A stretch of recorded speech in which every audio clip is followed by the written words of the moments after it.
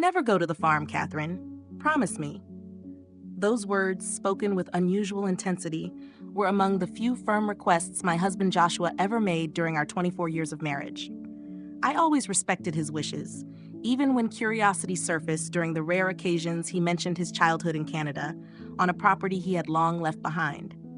But now Joshua was gone, taken by a sudden heart attack that no one, not even me, had anticipated.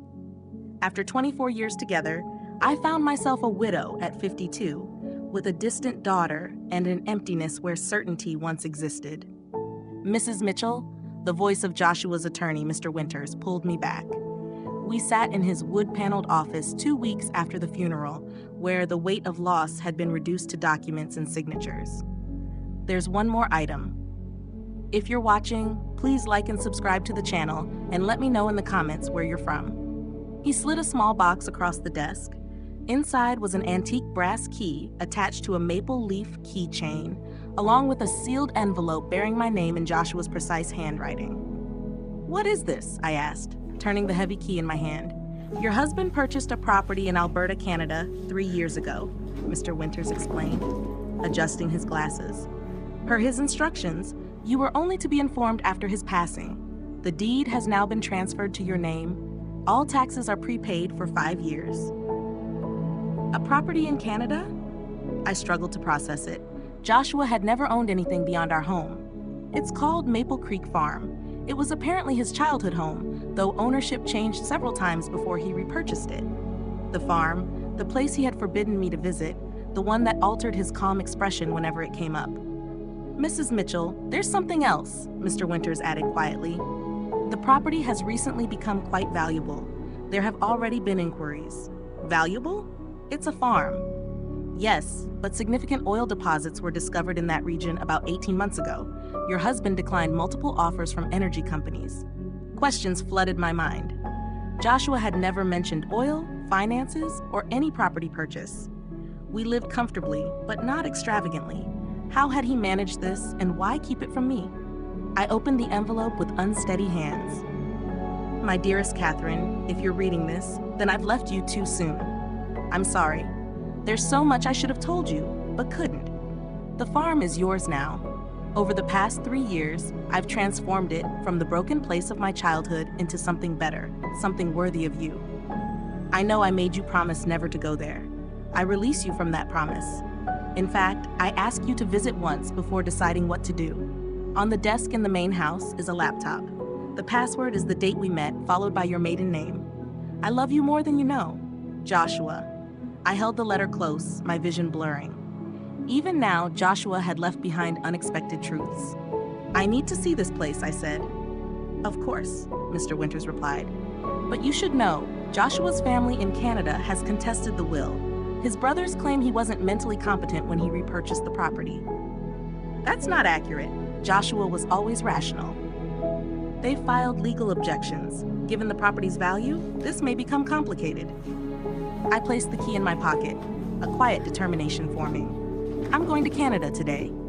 48 hours later, after a rushed flight and a long drive through the Alberta countryside, I stood before tall wooden gates marked Maple Creek Farm in wrought iron. Beyond them stretched a property far larger than expected. Rolling hills, maple trees turning gold in autumn, and a large farmhouse surrounded by well-maintained structures. This was not a neglected farm. It was an estate. The key turned smoothly. As I drove up the gravel path, anticipation and uncertainty grew. What had Joshua built here? What had he chosen not to share? The farmhouse itself was a well-designed 2-story structure with a wide porch and large windows. It reflected care and restoration, not hardship. Inside, the space opened into a large room with exposed beams and a stone fireplace. But what stood out were the horses, paintings, sculptures, photographs, carefully displayed throughout. My lifelong interest, which Joshua had always supported but never fully shared, was represented everywhere. On a desk by the window sat a silver laptop, a single red rose placed across it. Before I could move further, the sound of tires on gravel signaled another arrival. A black SUV stopped behind my rental car. 3 men stepped out, each bearing a resemblance to Joshua, the Mitchell brothers. They approached with confidence. I locked the door as they reached the porch. "Mrs. Mitchell, we know you're inside," one called. "We should talk." I remained silent. Their presence confirmed what Joshua had warned about. Ignoring the knocking, I moved to the laptop, entered the password, and opened a folder labeled "For Catherine." It contained hundreds of video files, organized by date, extending a full year ahead. I opened the first. Joshua appeared on screen, healthy, composed, recorded well before his illness showed. "Hello, Kat. If you're watching this, then I'm gone, and you've come to the farm. I made a video for each day of your first year without me, so I can explain everything I couldn't say before." Outside, the brothers moved around, making calls. 3 years ago, I was diagnosed with hypertrophic cardiomyopathy, he continued. "I chose not to tell you or Jenna. I wanted our time to feel normal." The admission was difficult to process. He had made that decision alone. "I know you may feel upset," he said, "but I made this choice carefully." He explained how he repurchased the farm from his father, legally and privately, before restoring it over 3 years. He also clarified that his brothers had no legal claim, despite their expectations. "They'll try to take it," he said, "but everything is documented. The property is yours." A police vehicle arrived outside. The brothers stood waiting. "In the stables," Joshua added, "you'll find 6 horses. They're part of what I wanted to give you." The video ended. Moments later, a knock came again, this time from the authorities. "Mrs. Mitchell, RCMP, please open the door." I closed the laptop, retrieved the documents Joshua mentioned, and prepared to respond. As I reached the door, my phone rang. It was Jenna. "Why didn't you tell me about the farm or the oil?" she asked. "His brothers contacted me. They're offering a settlement." "I'll explain everything later," I said, "but don't agree to anything. This involves money." "This isn't about money," I replied.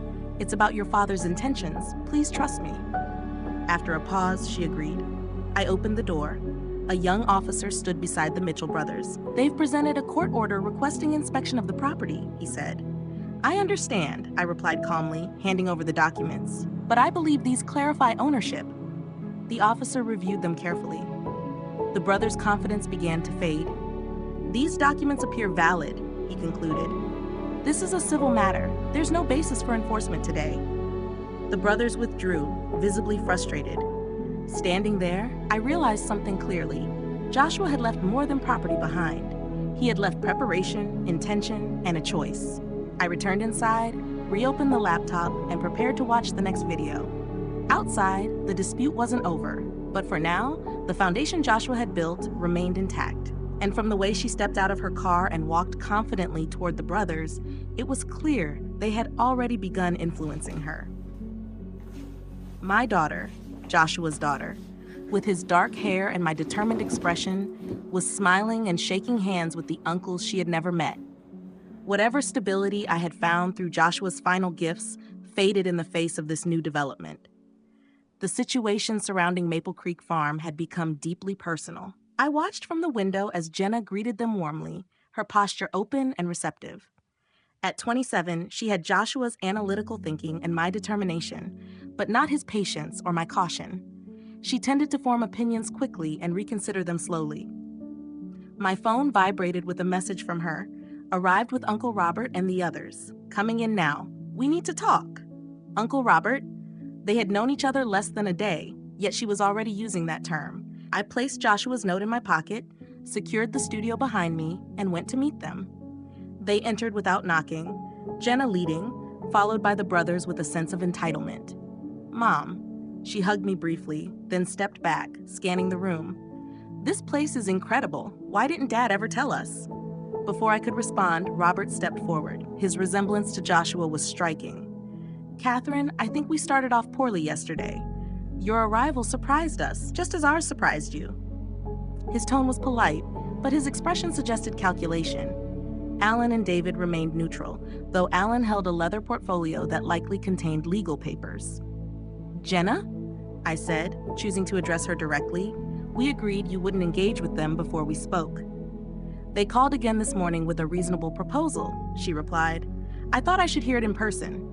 Her posture reflected quiet defiance. "Besides, they're family. Family you didn't know existed until yesterday," I said calmly. "Only because Dad kept them from us," she responded. "Like he kept this place hidden." Doesn't that seem unusual? What else was he hiding? The question closely reflected what I had learned from Joshua's recordings. He had kept significant information from us, but his reasons had been thoughtful, not careless. Your father had a complicated relationship with his brothers, I said. There were reasons for that distance. Robert dismissed this with a gesture. That's in the past. What matters now is moving forward together. Exactly, Jenna agreed. Uncle Robert explained everything. This farm has been in the family for generations. Dad bought it, but it was always meant to be shared. They had clearly presented their version effectively. And the recent interest has nothing to do with the oil discovery? I asked. Alan stepped in, opening his portfolio. The mineral rights are one part of a broader legal situation. We've prepared a fair settlement. We're offering a generous division, Robert added, placing a hand on Jenna's shoulder. 1/3 to you, Catherine, 1/3 to Jenna, and 1/3 shared among us. Jenna looked at me, expecting agreement. It makes sense. We don't need all of this. We could sell and move forward financially. Your father left this property to me, I replied steadily, not to be divided. Under emotional circumstances, Robert countered, Joshua may not have been thinking clearly. That's incorrect, I said firmly. He was fully capable of making his decisions. Then why the secrecy? David asked. Why hide the purchase and create such complicated arrangements? I thought of the videos, the restored property, and the studio. Everything had been deliberate and structured. Mom, Jenna said more softly, this proposal is practical. It ensures financial security for both of us. At that moment, Ellis entered. Is everything all right, Mrs. Mitchell? This is a family matter, Robert said sharply. Ellis works here, I responded. He is part of this household. Alan interjected, his employment may also be subject to review. Ellis remained composed. Mr. Mitchell hired me directly and asked me to look after this place. We'll address that later, Robert said dismissively. That won't be necessary, I replied. This meeting is over. Please leave. I turned to Jenna. You're welcome to stay. You're not considering the offer? She asked. I will review any formal proposal with my attorney, I said, but I won't be pressured. Robert's tone shifted. This property is worth tens of millions. You can cooperate, or this can become difficult. Is that a threat? A practical observation, he said. You're facing a legal challenge with limited resources. I trust my husband's judgment, I replied. Now please leave. Jenna hesitated, then said, I'll go with them for now. We still need to talk. She left with them, asking me to reconsider. As their vehicles disappeared, the situation became clear. Jenna had been influenced quickly and effectively. Ellis waited before speaking. There's something you should know. Something your husband asked me to share only if necessary. What is it? It concerns the full extent of the property and what's actually here. He led me past the main stables to an older barn that appeared intentionally neglected. Your husband became cautious after his brothers visited last year, Ellis said, unlocking the door. They were here before? Yes, after the oil discovery nearby. Inside, the barn looked ordinary until Ellis revealed a concealed trapdoor leading underground. We descended into a concrete tunnel that opened into a large room filled with files, maps, and equipment. Your husband called this his safeguard, Ellis explained.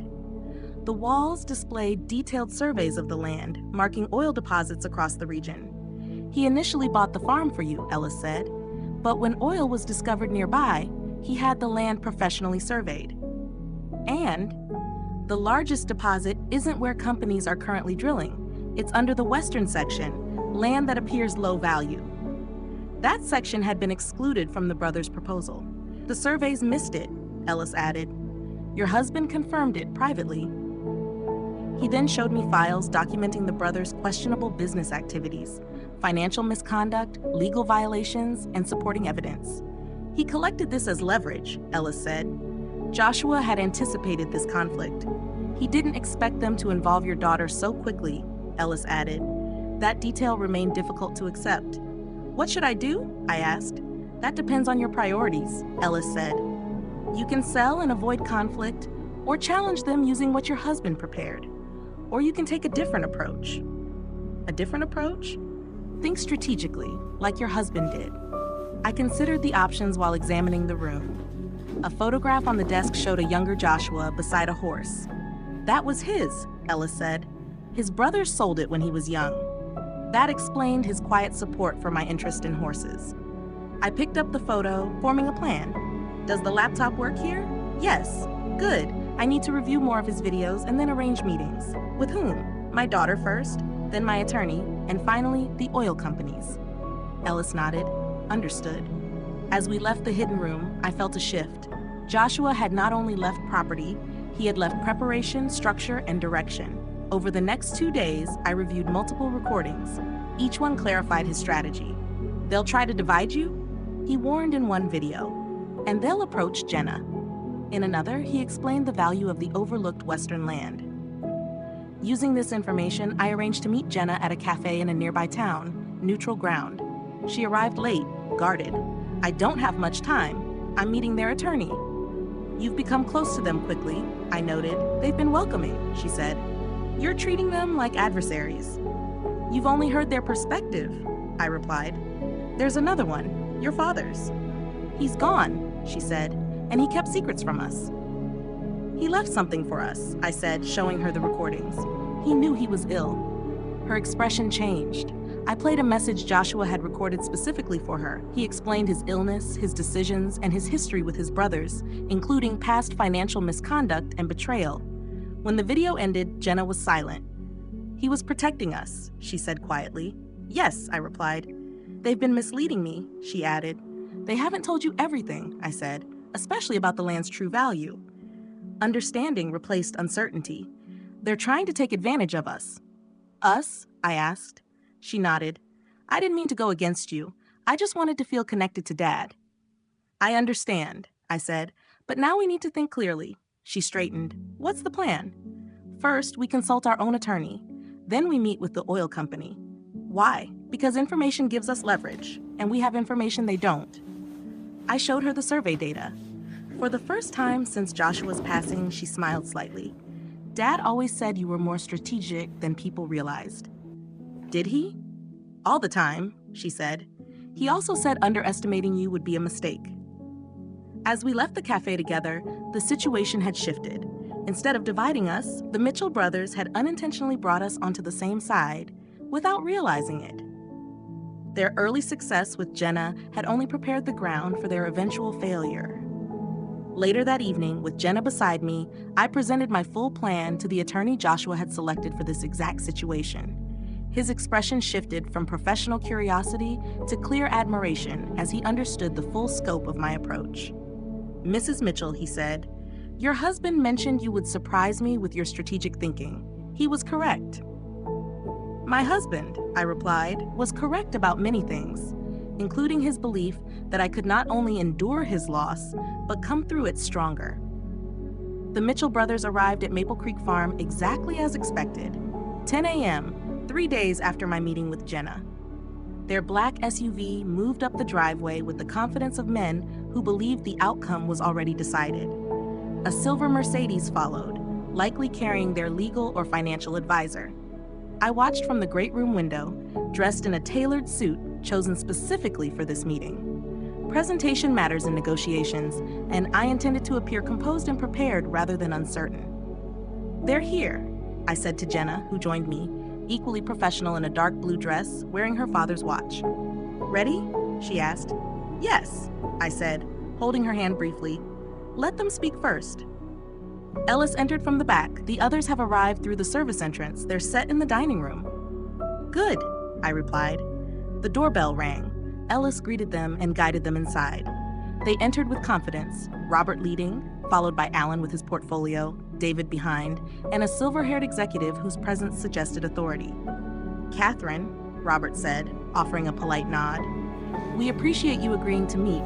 This is Harrison Wells, CEO of Northern Extraction. So they had brought an industry figure to support their position. Thank you, I said. Please join us in the dining room. The table had been arranged with documents, water, and coffee, everything set for a formal discussion. Before we begin, I said, remaining standing, I want to thank you for your previous proposal. It was informative. Robert smiled, interpreting this as agreement. We're glad you've considered it. With Mr. Wells here, we can finalize an arrangement. Yes, I said, picking up a remote. An arrangement is exactly what I'd like to discuss. A screen lowered from the ceiling. A detailed map of Maple Creek Farm appeared, showing the full 2,200 acres. This is the complete survey, I explained, not just the eastern section referenced in your proposal. Alan shifted. The western land is undevelopable. We excluded it for simplicity. Except for one important factor, I said, advancing the slide. Oil deposit data appeared across the map, concentrated beneath the western section. Harrison Wells leaned forward, his attention sharpening. As shown here, I continued, the primary reserves are located in the area you suggested excluding. Robert objected. These surveys are unreliable. At that moment, the adjoining door opened. Actually, said a new voice, they've been independently verified. Thomas Reeves, CEO of Western Plains Energy, entered with my attorney and 2 associates. This, I said, is a discussion about the actual value of Maple Creek Farm. Harrison Wells looked toward the brothers. You indicated you had exclusive negotiation rights. They do not, my attorney clarified, placing documents on the table. Mrs. Mitchell holds full legal ownership, including mineral rights. Robert responded firmly, this property belongs to the Mitchell family. Jenna spoke for the first time. Like the obligations you had to my father when you misused his inheritance or forged documents? The room grew still. Harrison Wells looked concerned. What does she mean? My attorney distributed sealed documents. These outline past financial activities involving the Mitchell brothers. Alan reviewed the papers, visibly unsettled. These are private matters. They are relevant, I said, now seated. They establish a pattern of behavior that affects this negotiation. The atmosphere shifted as the full context became clear. What do you want? Robert asked. I want you to leave this property and end all claims, I said. In return, these documents remain confidential. Harrison Wells stood. My company will reassess its involvement based on accurate information. He left shortly after. Robert attempted to recover. The western section is difficult to develop. Thomas Reeves responded, our company has technology suited to this terrain. We're prepared to make an appropriate offer. The meeting continued, now aligned with the structure I had prepared. 2 hours later, the Mitchell brothers left, their position weakened and legally restricted by the agreement finalized that day. As their vehicles departed, Ellis stood beside me. Your husband would be proud. This isn't finished, I said, but it's a strong start. In the following weeks, we focused on formalities, legal agreements, structured negotiations with Western Plains Energy, and reviewing everything Joshua had created. Jenna remained with me, her earlier frustration replaced by respect for her father's planning. We began watching his daily videos together, finding clarity and direction in them. Did you ever suspect? Jenna asked one evening as we sat outside. There were small signs, I said. His focus changed. He stopped delaying plans and started acting on them. Like buying this place, she said. Yes, I thought it was about stability. I didn't realize he was preparing for the future. When negotiating with Western Plains Energy, I declined a standard buyout. Instead, I proposed a structured agreement focused on environmental responsibility and long-term restoration. These terms are unusual, their representative noted. Then they should be, I replied. Thomas Reeves supported the approach. Joshua had already discussed these priorities with him. 1 month later, I stood in the art studio Joshua had created. After years away, I had begun painting again. Midnight, the stallion stood outside, my subject. Ellis had been helping me relearn writing, gradually rebuilding confidence. Mom, Jenna said one day, entering with the laptop, today's video is different. You should watch it alone. It was labeled, When Catherine Starts Painting Again. I played it. Joshua appeared in the same room, recorded before it was furnished. If you're watching this, he said, you've returned to your art. He spoke about legacy, not only in terms of wealth or family, but in enabling others to grow. This space, he said, is meant for you. What you create here is your legacy. He emphasized that the farm, the resources, and the studio were tools, not the final outcome. After the video, I found the large blank canvas he had mentioned. Over the following weeks, I worked on a painting representing the farm's history, past, present, and future combined. When it was complete, Jenna stood beside me. It represents all of us, she said. Not just what remains, I replied, but what continues. That evening, I reflected on what Joshua had left behind, not just assets, but direction and opportunity. The farm had become more than land. It was a place of renewal. Winter arrived, covering Maple Creek in snow. I chose to remain through the season, fully experiencing this new chapter. Jenna returned to her work in Minneapolis, but we stayed connected, continuing to watch Joshua's recordings together. 6 months after confronting the Mitchell brothers, the agreement held. Western Plains Energy began careful development, following the conditions we established. Thomas Reeves remained a reliable partner, respecting the long-term vision Joshua had set in motion. My phone rang, pulling me away from those thoughts. Jenna's name appeared on the screen. "Is everything okay?" I answered right away, concerned by the unexpected call. Our daily video chat wasn't scheduled for several hours. "I'm not sure," she said, her voice tense. "Uncle David just came by." My grip tightened on the phone. "David? What did he want?" "Officially, he said he came to apologize for trying to influence me against you." She paused. But something felt wrong. He kept asking subtle questions about the farm. How often I visit, whether I've noticed anything unusual. "Did you tell him anything?" "Of course not." I kept my answers vague. Her voice dropped. "Mom, I think they're planning something." It sounded like reconnaissance. A cold feeling ran through me. The Mitchell brothers had been unusually quiet in recent months, too quiet for men who usually push for what they want. "I'll inform Ellis and increase security," I assured her. "And I'll have my attorney contact theirs to reinforce our agreement." "There's something else," Jenna added carefully. "David mentioned Robert is sick, a heart condition that may require surgery. He tried to appeal to my sympathy, saying families should come together. The same condition that had taken Joshua, hypertrophic cardiomyopathy. I wondered if Robert had hidden it, just as Joshua once had. Be careful, Jenna. It could be true, or it could be another tactic." "That's what I thought," she sighed. "I hate having to question every interaction with Dad's family. It shouldn't be like this." After ending the call, I stood by the window overlooking the snow-covered driveway, unease settling in. The Mitchell brothers had shown themselves to be both strategic and deceptive. Their silence may have been preparation. I called Ellis and shared Jenna's concerns. "I'll alert the security team and review the surveillance," he said calmly. "That's exactly why those systems were installed." Another of Joshua's precautions, comprehensive but discreet security across the property. At the time, it seemed excessive. Now, it felt necessary.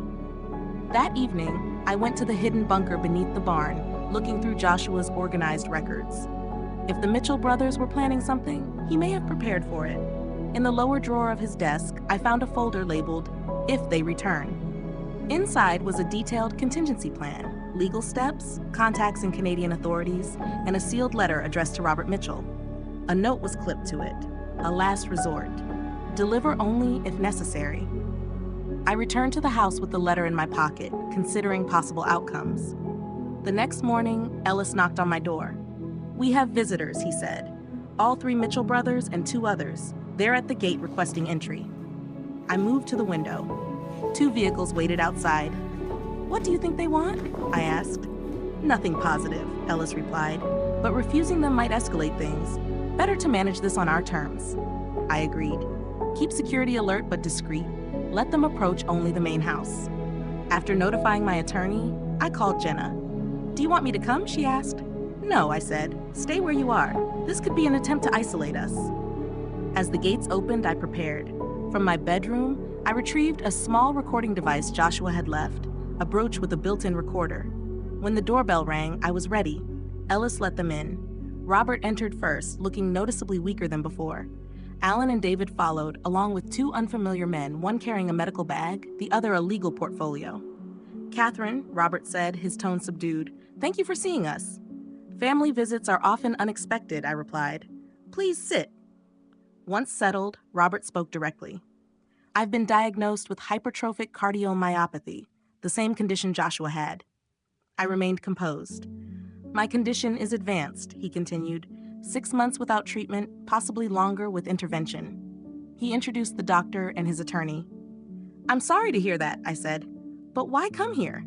"I need a heart transplant," Robert said. "But finding a compatible donor is difficult due to our rare blood type." The doctor added, "Based on records, your late husband would have been a perfect match. There's also a possibility your daughter may be compatible. I understood immediately. You're asking to test my daughter? I said. Only preliminary tests, Alan said. Nothing invasive. And if she's a match? We would hope she might consider becoming a donor, Robert replied. The procedure carries minimal risk. I paused, then spoke clearly. You attempted to take this property and manipulate my daughter. Now you're asking her to undergo surgery for you. Robert looked uncomfortable. We're still family. Blood connects us, he added. Yes, I said, reaching into my pocket, but not in the way you think. I held out the sealed letter. Joshua left this for you. He anticipated this situation.